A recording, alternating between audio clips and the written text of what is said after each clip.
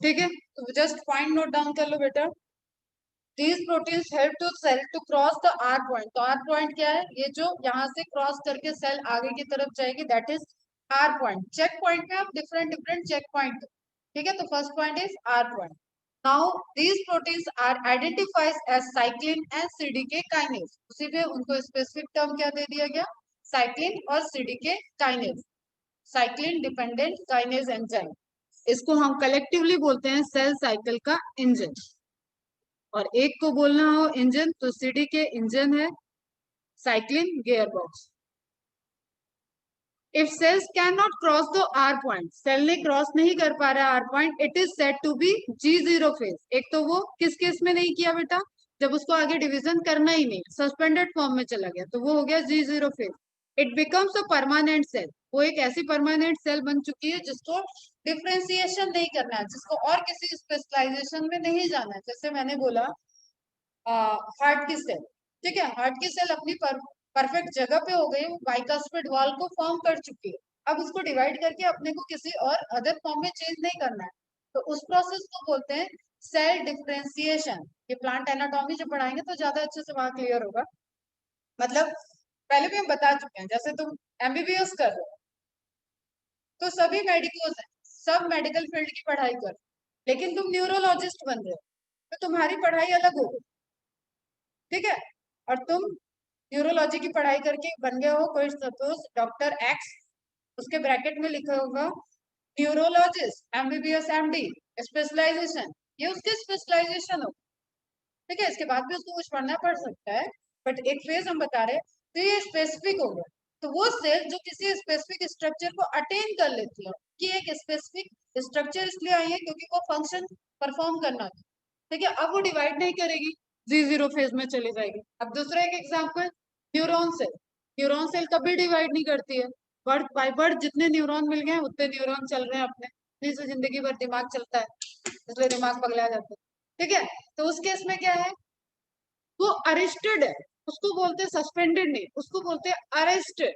वो दोबारा आ ही नहीं सकती है, बाहर निकली थी घूमने को, उसको अरेस्ट कर दिया गया, ठीक है। तो वो क्या हो गया, टोटली अरेस्टेड, वो सेल साइकिल में वापस नहीं आ सकती है। तो ध्यान रखना कंपैरेटिव दोनों, neuron cell is arrested in G0 phase, question है, ठीक है। G0 फेज में न्यूरॉन सेल अरेस्टेड होती है, इसलिए वो थ्रू लाइफ डिवाइड नहीं करती। ब्रेन अगर रप्चर हो रहा है, ब्रेन में कोई डैमेज हो रहा है, नई न्यूरॉन वहां नहीं बन सकती, ब्रेन डैमेज हो गया, क्लियर।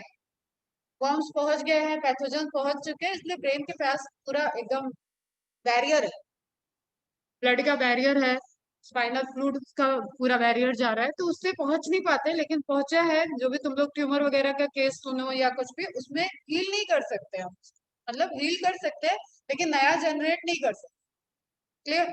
तो neuron cells arrested in G0 phase and all other cases में जो डिफ्रेंसिएशन नहीं कर रही हैं वो सस्पेंडेड होती हैं G0 सेल में, पूरी तरीके से जॉब नहीं गई है, वो चाहे तो वापस आ सकती। क्या बेटा, वो डिफ्रेंशिएट होके, वो जब फीटल डेवलपमेंट होता है, जब एम्ब्रियोनिक डेवलपमेंट होता है, वो डिफ्रेंशिएट करके न्यूरॉन सेल बन चुकी। अब ना वो खुद अपने नंबर बढ़ा सकती है, ना वो कुछ नहीं कर सकते, सिर्फ अपना फंक्शन कर सकते, ना साइज बढ़ा सकती है। क्या कर सकती है, न्यूरॉन कनेक्शन बढ़ा सकते हैं, जो डेंड्राइट्स वगैरह सिग्नलिंग के लिए ले जाते हैं मेसोग्लिया से जो अटैच्ड है, जो उनको नरिशमेंट प्रोवाइड कर रहे हैं, उनसे कनेक्शंस बढ़ा सकते, ठीक है। पढ़ाएंगे वो न्यूरो नर्वस सिस्टम में पढ़ाएंगे, हमने कब बोला वो डिफ्रेंसिएशन से, यहाँ तो एग्जाम्पल दिया, it becomes a permanent cell and undergoes in differentiation. अच्छा, डिफ्रेंसिएशन ये उनकी बात है कि मतलब परमानेंट सेल वो बन गई है, लेकिन अब वो उतना तो डेवलप करेगी ना, जैसे न्यूरॉन को तो तुम छोड़ दो, हार्ट सेल की हम बात करें तो हार्ट सेल डिफ्रेंशिएट करेंगे अभी ना, अपने को अलग करना, ये उस तरीके से हो गया। न्यूरोलॉजी की पढ़ाई कर रहे हो, तो न्यूरोलॉजी की पढ़ाई करने के पहले जो तुमने क्वालिफाई किया इसके लिए पैरामीटर, उससे तुम परमानेंट तो हो गए कि तुम आगे न्यूरोलॉजी में जा रहे हो, लेकिन अब न्यूरोलॉजिस्ट बनने के पहले एक फेज ये भी तो चलेगा बेटा, ये स्टडी भी तो करनी पड़ेगी, दैट इज डिफरेंशिएशन। उसने अपने को सेपरेट कर लिया, वो परमानेंट सेल बन गई है, लेकिन अब वो अब अपनी फंक्शन के अकॉर्डिंग अपने अंदर चेंजेस कर रही है, दैट इज डिफरेंशिएशन। फिर एक आता है रीडिफरेंशिएशन, सब बढ़ाएंगे जब जैसे जैसे आएंगे। It becomes a permanent cell and undergoes in differentiation as per requirement, अपने को डिफरेंशिएट करेगी, वहां पे अपने अंदर चेंज कर लेगी। G1 phase also known age gap 1 phase, generation phase क्योंकि यहाँ सिंथेसिस हो रही है, एंड प्री डीएनए सिंथेसिस, और चूंकि ये पूरा ग्रोथ फेज है तो एक टर्म उसके लिए ग्रोथ फेज भी यूज कर लो। ठीक है, तो ये सारे याद होना चाहिए। गैप 1 से पूछ ले, जनरेशन फेज या प्री डीएनए सिंथेसिस, G2 क्या हो जाएगा, पोस्ट डीएनए सिंथेसिस। सारे शब्दों को बस तोड़ते चलो, सब ऐसे ही ध्यान हो जाएगा। नाउ एस फेज क्या है, ये एस का मतलब synthesis, synthesis phase also called as synthesis phase. In this phase the cell doubles its DNA content. क्या डबल होगा यहाँ पे बेटा, DNA content डबल होगा। ठीक है, the duplication of DNA is known as replication. This takes place in S phase. Most active enzyme जो यहाँ पे है, सबसे ज्यादा जो एक्टिव होगा, क्योंकि पॉलीमराइजेशन होना है, डीएनए बनना मतलब डीएनए का न्यूक्लियोटाइड का पॉलीमर बनना। ठीक है, इसके लिए जो कैटेगरी ऑफ एंजाइम ज्यादा चाहिए वो क्या चाहिए, डीएनए पॉलीमरेज। क्लियर, तो डीएनए पॉलीमरेज सबसे ज्यादा एक्टिव एंजाइम हो गया। Characteristics of S phase, histone proteins. अब एक चीज ये ध्यान में रख, बाकी सारी चीज तो G1 फेज में बना दी गई थी, लेकिन हिस्टोन प्रोटीन क्योंकि ज्यादा हिस्टोन होंगे तो वहां पे बाइंडिंग, जो क्रोमेटिन बाइंड कर रखे हैं उनको डिस्टर्ब कर देंगे। तो जब तक ये डबल फॉर्म में आएगा, डबल फॉर्म में आ रहा है, तब चाहिए इसको हिस्टोन प्रोटीन, ताकि वो जो डुप्लीकेट हो रहा है उसको अपने सराउंडिंग में कॉइल करता जाए, कॉइल करता जाए। तो हिस्टोन प्रोटीन में सिर्फ हिस्टोन प्रोटीन की सिंथेसिस एस फेज में होती है, तो इसके लिए more appropriate answer is G1 and S phase. ठीक है, अप्रोप्रिएट ज्यादा है G1 एंड एस फेज, लेकिन सेपरेटली आप एस फेज को भी कह सकते हैं। सिंथेसिस अगर पूछा जाए कि एक प्रोटीन, ऐसा प्रोटीन जो बेसिक प्रोटीन है नेचर में, जो कि सिंथेसिस डीएनए सिंथेसिस के टाइम रिक्वायरमेंट है, वो किस फेज में सिंथेसाइज होगा, उसी फेज में सिंथेसाइज होगा जब सिंथेसिस चल रही है। और अलोंग विद वो G1 में ऑलरेडी सिंथेसाइज उसका चल रहा था, लेकिन एक्सेस अमाउंट में सिंथेसिस नहीं हो सकता था। क्लियर, इसलिए एस फेज में प्रोटीन की सिंथेसिस में हिस्टोन प्रोटीन की सिंथेसिस चलती है, जो कि क्वाइलिंग, न्यूक्लियोसोमल मॉडल जब पढ़ाएंगे वहां पे बात करेंगे, क्वाइलिंग ऑफ डीएनए के लिए रिस्पॉन्सिबल है। अब ये बहुत इंपॉर्टेंट लाइन है, once the cell double its DNA content, it must divide to reduce its DNA to normal. जो हम लोग कल से बात कर रही हूँ, मैं बार बार बता रही हूँ कि अगर साइटोप्लाज्मिक न्यूक्लियोप्लाज्मिक रेशियो गड़बड़ हो चुका है, ठीक है, कम उसको ओवरकम करने के लिए डीएनए को डिवाइड कर दिया गया, तो अब नाउ इट्स टाइम टू दोनों को सेपरेट कर दिया जाए, उसको नॉर्मलाइजेशन करना ही होगा, इसलिए सेल आगे जाएगी डिवीजन में, बिल्कुल उसका कोई भी exception as it is animal के केस में नहीं। नाउ G2 फेज क्या होगी, post DNA synthesis, DNA synthesis की बात की, या प्री माइटोटिक फेज। तो अब देखो क्वेश्चन यही से बनेगा, सेल साइकिल मैंने कल ही पढ़ा दी सारी, एक तरीके से समझो, सिर्फ साइकिल नहीं बताई, डिवीजन नहीं बताया, बाकी मैंने पूरा ओवरव्यू बता दी। तो क्वेश्चंस कहाँ से आएंगे, ठीक है, ये टर्म से क्वेश्चन आएंगे, वहां पे क्या रिक्वायरमेंट है, क्या प्रोसेस चल रही है, क्या क्या चेंजेस हो रहा है, डीएनए का चेंजेस कैसे हो रहा है, सेंट्रोमियर कैसे बदल रहा है, एनाफेज में क्या हुआ, मेटाफेज में क्या हुआ, यही क्वेश्चन, उसको ध्यान से समझो। पोस्ट डीएनए सिंथेसिस की बात की प्रोसेस, या pre mitotic gap phase, gap phase तो है ही वो, G2 मतलब गैप 2, प्री माइटोटिक, माइटोटिक के पहले, एम फेज के पहले, तो सीक्वेंस अपना कैसे था, G1 S G2 and M। तो G2 को हम क्या कह सकते हैं, S का पोस्ट एंड M का प्री। इज इट क्लियर, कुछ इसमें रटने वाली चीज नहीं है, पोस्ट प्री, प्री क्या है माइटोटिक, पोस्ट क्या है synthesis, DNA synthesis. Intensive cellular synthesis, अभी भी क्योंकि यहाँ पे इंटेंसिव, अब तो भाई माइटोकॉन्ड्रिया डिवाइड कर रहा है, माइटोकॉन्ड्रिया डिवाइड करेगा तो वो अपने आप में एक तरीके से मेटाबॉलिक एक्टिविटी को हाई कर देता है, एटीपी की सिंथेसिस चल रही है, ठीक है, ग्लाइकोलिसिस की प्रोसेस हाई होगी, क्रेब्स साइकिल हाई चलेगा, तो साइटोप्लाज्मिक एक्टिविटी भी है, लेकिन कंपैरेटिव टू G1 ये स्लो डाउन। तो इंक्रीज इन एनर्जी स्टोर, इसको एनर्जी स्टोरेज के लिए मेन ये प्रोसेस है ट्यूबलिन के फॉर्मेशन के लिए, एटीपी के फॉर्मेशन के लिए. Division of mitochondria and chloroplast takes place. Spindle fibres are synthesized in this phase. Rest of the cellular synthesis takes place. रुको इस स्टेटमेंट के, यहाँ पे इसको करेक्ट करो. प्रोटीन्स रिक्वायर्ड, स्पिंडल फाइबर की तो अभी कोई जरूरत ही नहीं पड़ रही. प्रोटीन्स रिक्वायर्ड, लिख लो ये अभी. Proteins required for the synthesis of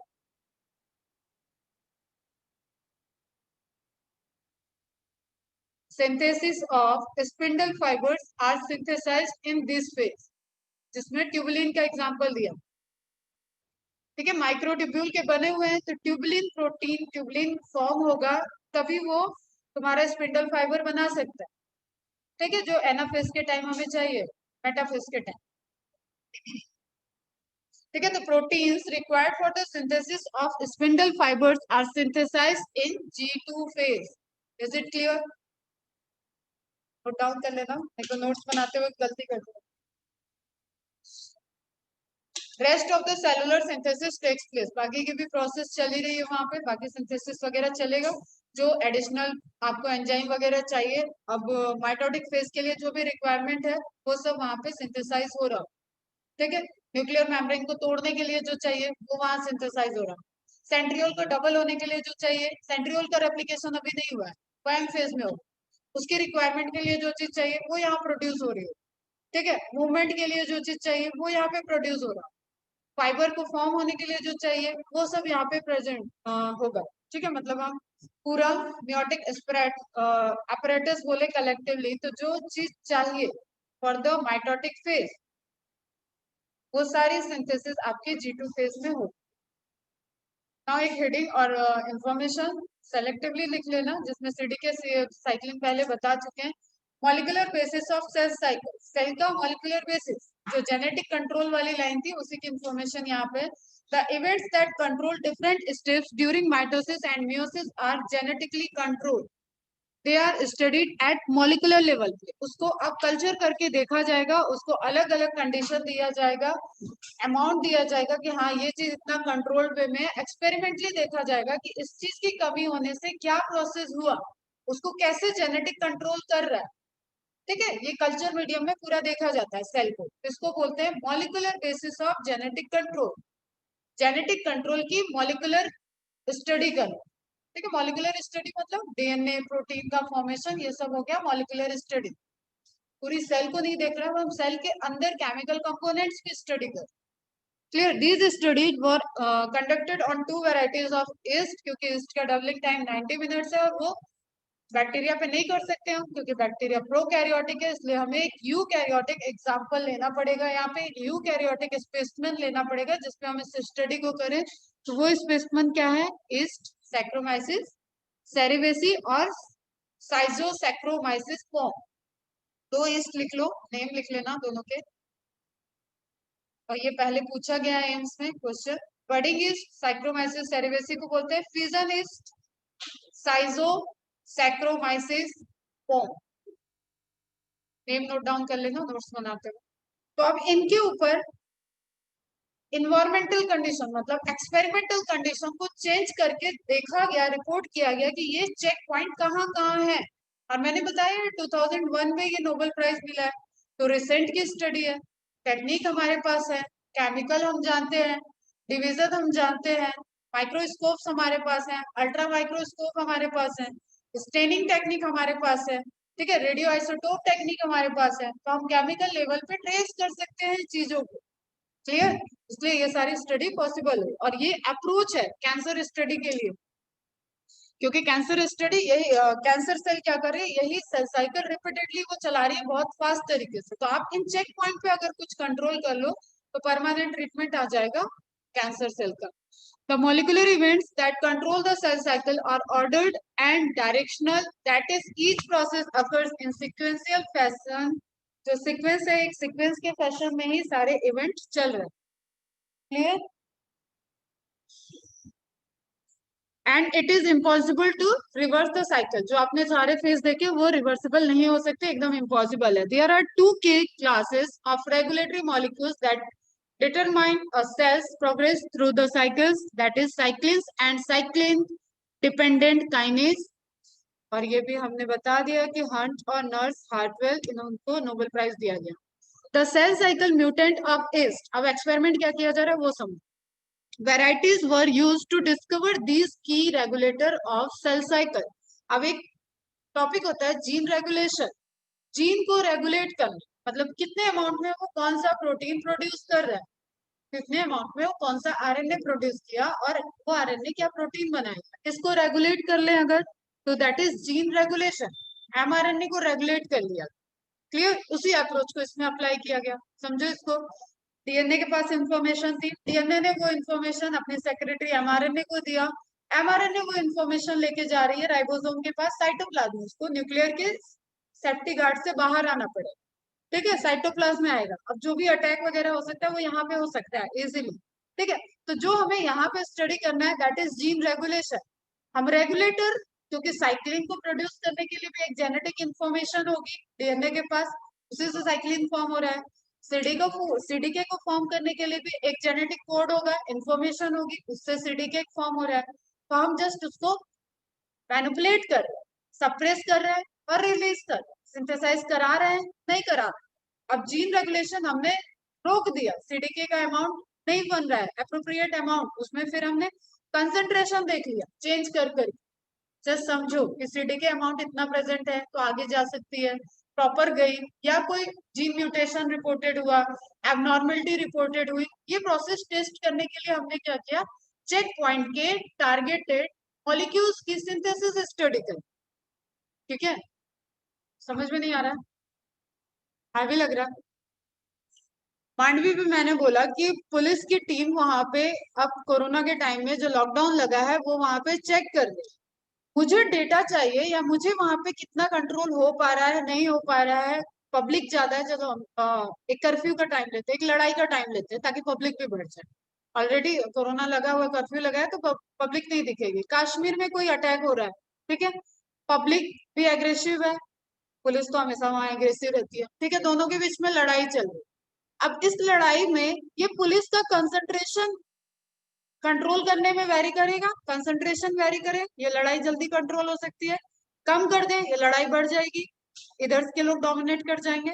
तो वही सीडीके की एक्टिविटी को हम कंट्रोल कर सकते हैं, नंबर ऑफ पुलिस हमने जीन को रेगुलेट करके कंट्रोल कर लिया कि कितना अमाउंट ऑफ सीडीके रिलीज हो रहा है, कितना अमाउंट ऑफ साइक्लिन रिलीज हो रहा है, उसको एक्सपेरिमेंटली देख लिया गया। तो चेक पॉइंट समझ में आ गए कि किस किस पॉइंट पे हमने कंसंट्रेशन वेरी किया तो हमें क्या क्या वेरिएशंस दिखे। अब इतना आपको समझना था इसलिए हमने बताया कि ये चेक पॉइंट वर्क कैसे कर रहे हैं और हमें ये चीजें कैसे पता चल रही है। बायोमोलिकुलर लेवल पे या हम मॉलिकुलर लेवल पे स्टडी कर रहे हैं तो उसका कोई क्राइटेरिया होना चाहिए, ठीक है। अब यहाँ माइंड में ये नहीं लाना, मैम खुद तो पीएचडी करके पढ़ी है, बैठी है, पता नहीं क्या क्या बता रही है, ये क्या क्या नहीं बता रही है, क्वेश्चन पूछा गया है।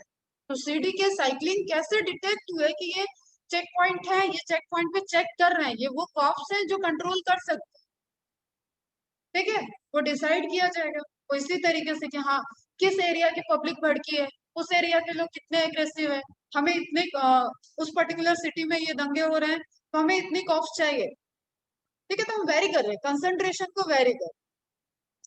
नाउ देखो द सेल साइकिल म्यूटेंट्स, मतलब जेनेटिक वेरिएशन आ रहा होगा क्योंकि हम कर रहे हैं जेनेटिक वेरिएशन, ठीक है। Of yeast varieties were used to discover this key regulator of cell cycle. Mutant gene of fission is CDC gene, जो प्रोड्यूस कर रही है, ठीक है, जो सीडी साइक्लिन को प्रोड्यूस करेगी उस जीन का नाम है CDC gene. Mutant gene of budding is capital CDC gene, दोनों में डिफरेंस कैपिटल और स्मॉल का है। In these cell cycle mutant, the cell cycle was arrested at a specific point. हम अलग अलग पॉइंट पे देख रहे हैं कि सेल साइकिल अरेस्ट हो गई, रुक रही है, इसका मतलब ये कंसंट्रेशन जो ये जीन प्रोड्यूस कर रहे हैं, जो ये जीन साइक्लिन प्रोड्यूस कर रहे हैं, वो इन चेक पॉइंट पे चेक कर रहे हैं, वो वहां पे प्रेजेंट है और वो वहां पे प्रोसेस आगे नहीं जाने दे रहे हैं क्योंकि सिंथेसिस नहीं प्रॉपर हुई थी, ठीक है। अमाउंट जीन रेगुलेशन हमने डीएनए पॉलीमरेज के लिए जीन रेगुलेशन कर लिया, तो सेम वे में समझो कि सिंथेसिस के लिए जितना डीएनए पॉलीमरेज चाहिए था उतना डीएनए पॉलीमरेज फॉर्म ही नहीं हुआ है G1 फेज में। तो एस फेज में सेल गई नहीं, ये ऑब्जर्व किया जा रहा है। अरे यहाँ तो डुप्लीकेशन हो ही नहीं रहा है। इलेक्ट्रॉन माइक्रोस्कोपिक बड़े बड़े माइक्रोस्कोप से स्टेन करके क्रोमेटिन थ्रेड को स्टेन करके देखा जा रहा है कि इसका तो डुप्लीकेशन हो ही नहीं रहा है। इट मीन्स कि जीन जो हमने स्टॉप किया है उसकी वजह से रेप्लिकेशन की प्रोसेस नहीं हुई।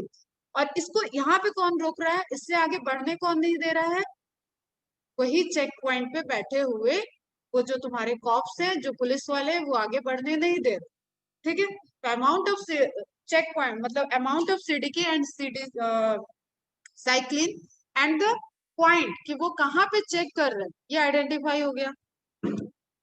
ठीक है, तो two main check points exist in interface.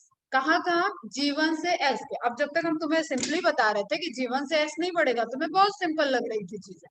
अब भैया ये इतनी सिंपल होती तो कैंसर का इलाज कब का आ गया होता। तो ये इतनी सिंपल नहीं है, तो थोड़ी सी कॉम्प्लेक्सिटी समझो यहाँ पे कि चेक पॉइंट आइडेंटिफाई किया जाए। ठीक है, कि कहाँ कहाँ पे चेक हो सकता है। क्लियर बच्चा? ठीक, एक चेक पॉइंट क्या मिला जो मैंने थ्योरी में पहले बता दी कि सिंथेसिस के पहले तो G1 और S फेज के बीच में एक चेक पॉइंट है। ऐसे पूरी पुलिस फैली नहीं है ना, पुलिस कहाँ कहाँ खड़ी है? जहां पे दोराहा आएगा, जहां चौराहे आ रहे हैं वहां पे पुलिस खड़ी होती है। ठीक है, जैसे जस्ट सपोज किसी एरिया से कोई क्राइम सीन हो चुका है और पुलिस ने लोकेट कर दिया कि इस साइड को गए, तो अब वो लेफ्ट साइड के भागे हैं, वो अटैक करके लड़ाई वड़ाई करके कुछ लेफ्ट साइड को उनकी बाइक गई या कार गई, तब वो पूरा उसको कॉल करके लेफ्ट साइड के पाथवे में जितने भी पुलिस चौकियां आ रही होंगी वहां तक इन्फॉर्मेशन चली जाएगी। हर उस जगह पुलिस बढ़ेगी जहां से फिर से दो रास्ते की पॉसिबिलिटी होगी, जहां जहां गली दो बार हो रही होगी, नहीं तो वो ऐसा तो है नहीं कि कूद फांद के कहीं जा रहे हो।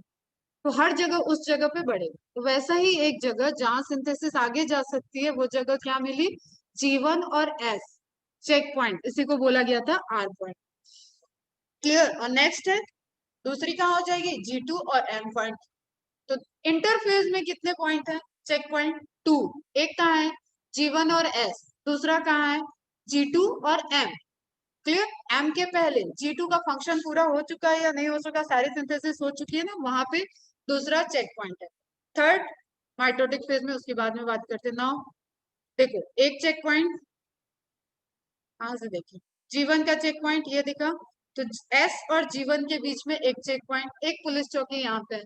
क्लियर? जहाँ पे चेकिंग हो सकती है कि प्रोसेस आगे जाए या नहीं। अब ये यहाँ से यहाँ तक फैले नहीं है, वो यहाँ पे चेक कर रहे हैं, एक जगह पे ही बैठ गए हैं, अपना चेक कर रहे हैं प्रोसेस की। इस प्रोसेस को हम यहीं पे चेक करेंगे जब सिंथेसिस पूरी हो जाएगी। क्लियर? ये पॉइंट कैसे आया? उसी एक्सपेरिमेंट से, जो ईस्ट सेल में म्यूटेंट को देख रहे थे, सिंथेसिस ट्रैप हो रही है, वो कैसे हो रही है? इस स्टेज में ट्रैप हो रही है। नाउ नेक्स्ट है डीएनए सिंथेसिस हुआ, यहाँ कोई चेक पॉइंट नहीं है। ठीक है, डीएनए सिंथेसिस हो गया, वो आगे चला जाएगा G2 में, गैप 2 में, ग्रोथ फेज 2 में। वहां पे जो भी रिक्वायरमेंट माइटोटिक डिवीजन के लिए वो यहाँ सिंथेसाइज होगी। ठीक, अब दूसरा चेक पॉइंट कि ये सिंथेसिस, ये सारे कंपोनेंट की सिंथेसिस अच्छे से हो चुकी है या नहीं, इसलिए एक चेक पॉइंट यहाँ पे बैठा है। वो क्यों एक्स्ट्रा एनर्जी सेल वेस्ट करेगी? दूसरी चौकी उसने बना दी, यहाँ से फिर से दो रास्ते दिख रहे होंगे, ऐसा सपोज करो, तो ये हो गया G2 चेक पॉइंट। कहाँ पे है ये? G2 और M के बीच में। क्लियर बेटा? टर्मिनेट सिंथेसिस के बाद तो सेल खत्म। यहाँ पे ये है कि तुम सिंथेसिस कर लो और अच्छे से प्रिपरेशन कर लो। डीएनए सिंथेसिस हो गया, इसके बाद कोई रिवर्सिबल के चांसेस ही नहीं है। अगर कंडीशन फुलफिल नहीं है तो इस सेल को सेल एपोप्टोसिस, एक फिनोमेना होता है सेल एपोप्टोसिस, हम अपनी सेल की डेथ को ट्रिगर कर देते हैं। और ये खुद का डीएनए मॉलिक्यूल ट्रिगर करता है कि हमारे अंदर जेनेटिक कंट्रोल है ना, वो मेरी सेल का पूरा प्रॉपर डीएनए सिंथेसिस नहीं हुआ है, अगर ये आगे गई तो कोई जेनेटिक डिजीज हो जाएगा, कोई जेनेटिक मिसहैपनिंग होगी, इसको टर्मिनेट कर दिया जाए, ऐसा वो ट्रिगर करेगा। और उस टर्मिनेशन के लिए जो सेल एपोप्टोसिस कास्केड जो चाहिए कॉम्प्लेक्स, वो सब यहाँ पे सिंथेसाइज होते हैं और सेल की डेथ हो जाती है। क्लियर?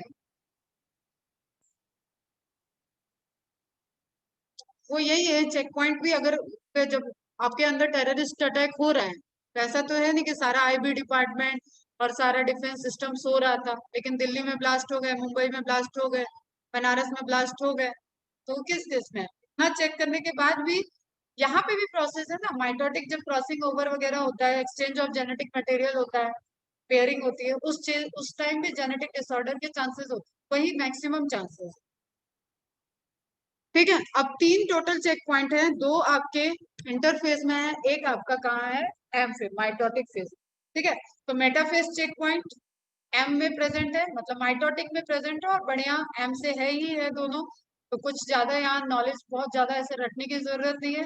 एम से माइटोटिक फेज, सेल साइकिल के थर्ड चेक पॉइंट कहाँ प्रेजेंट है, माइटोटिक फेज में, एम फेज में प्रेजेंट है, और वो एम फेज के किस फेज में है, मेटाफेज में। क्लियर? मेटाफेज क्या होता है, जो अरेंजमेंट, जो बीच में सारे अरेंजमेंट हो जाते हैं, वो है मेटाफेज। और जब ये अरेंजमेंट टूटता है और एक एक डायरेक्शन में जाते हैं, वो है एनाफेज। देखेंगे स्टेप बाय स्टेप, अभी बस चेक पॉइंट पे ही फोकस करो। G2, G1 मेटाफेज, G1 से S पे जाने के बीच में एक मेटाफेज है जिसको बोलते हैं R।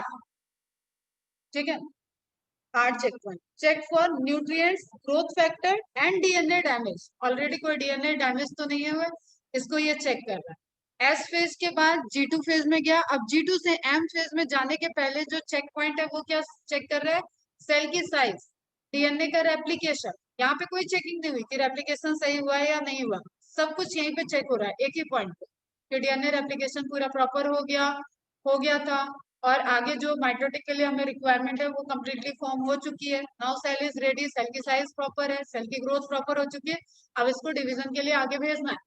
तो ये किस चीज में चेक हो गया आपका, G2। And metaphase check for chromosomal spindle attachment, कोई क्रोमोसोमल एब्रेशन तो नहीं है, कोई क्रोमोसोमल अटैचमेंट ऐसा तो नहीं हो गया है कि सही से नहीं हुआ है, या क्रोमोसोम बिना अटैच किए हुए तो नहीं रह गया है। तो इस केस में भी सेल पूरा का पूरा टर्मिनेट हो जाएगी, इसको रिपेयर करने की कोई मैकेनिज्म नहीं है। डीएनए रिपेयर डीएनए सिंथेसिस के साथ साथ होता है, DNA repair mechanism, DNA synthesis, उसको चेक करो, हाँ ए के साथ टी कॉम्बाइन हो चुका है, आगे बढ़ो, जी के साथ सी है, आगे बढ़ो, या वो वहां पे भी डुप्लीकेट वाला फिनोमेना आता है, उस पर नहीं जा रहे हैं। ठीक है, कि गुआनिन जैसे दिखने वाले के साथ ज्वाइन हो गए तो वो पेयरिंग गलत हो गई। ठीक है, तो उसको चेक करो, टर्मिनेट करो, सिंथेसिस प्रॉपर नहीं हुई, टर्मिनेट। कोई भी wrong information genetic disease cause कर।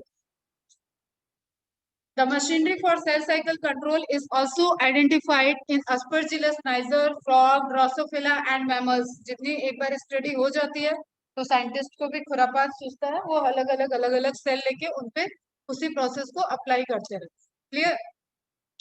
Within the cell, there are devices which ensures that the cell is not driven into the division before DNA synthesis is complete. अब DNA synthesis के complete होने के पहले, मतलब S के बीच में अभी सिंथेसिस नहीं कंप्लीट हुई और G2 फेज आया ही नहीं, ये सब कैसे पता चल रहा है, सेल को कैसे पता चल रहा है, तो वहां पे सिग्नलिंग मॉलिक्यूल्स हैं जो इन सब चीजों को कंट्रोल कर रहे हैं। ऐसा नहीं कि एस से डायरेक्ट चले गए सेल डिवीजन में, तो उसको वो चीजें नहीं मिलेगी प्रॉपर जो सेल डिवीजन के लिए चाहिए। तो ये सब पूरा डायरेक्शनल जो चल रहा है, एक सही डायरेक्शन में चले, उसको पूरा कंट्रोल मैकेनिज्म मेंटेन कर, also controls that the anaphase does not begin before the proper alignment of chromosome। अब सेल साइकिल की ये बहुत इंपॉर्टेंट फेज है, मेटाफेज में जो चेक कर रहा है वो यही चेक कर रहा है कि अलाइनमेंट प्रॉपर हो गया कि नहीं, क्रोमोसोम सब सेंटर में आ गए कि नहीं, प्रॉपर अटैच्ड हो गए कि नहीं, सेंट्रियोल और स्पिंडल फाइबर एपरेटस पे पूरा अरेंजमेंट हो चुका है या नहीं। जैसे जस्ट सपोज इसको फुटबॉल के गेम की तरह समझ, गेम स्टार्ट होने के पहले सब सेंटर में खड़े रहते, ठीक है, फिर जैसे स्टार्ट होता है या तो फुटबॉल के साइड हो गया, या तो जब एंथम एंथम हो जाती है उसके बाद डिवाइड हो जाता है। क्रिकेट के केस में क्या होता है, सब सेंटर में खड़े हैं, जिनको उसके बाद सब वापस चले जाते हैं पवेलियन में, रेडी होते हैं, और जिनको फील्डिंग करनी है वो वही रह जाते, दो उधर से वापस आएंगे। ठीक है, तो जब सब सेंटर में खड़े हैं, मतलब डिवीजन के लिए एकदम सेपरेशन के लिए रेडी हो चुके हैं, तो उसको चेक कर रहा है मेटाफेज। ठीक, ये होती है पूरे, एक छोटा सा तुम्हें दिख रहा है, इसको बनाना बनाना नहीं है, जस्ट तुमको हमने आइडिया के लिए डाल दिया है कि कितने मॉलिक्यूल्स, ये एक मिनिमम नंबर है, इससे भी ज्यादा हो। ठीक है, मिनिमम नंबर जो आपको साइक्लिन साइक्लिन में बोल रही हूँ कि कई तरीके के साइक्लिन होते हैं, कई तरीके के सीडीके होते हैं, तो हर जगह का एक स्पेसिफिक सीडीके और साइक्लिन है, वो वहीं पे जाके खड़ा है। इसलिए फंक्शन सबके कॉमन। समझ में आया या नहीं आया? आशना, ईशा, वो भी पानी पीजिए, फटाफट बताओ।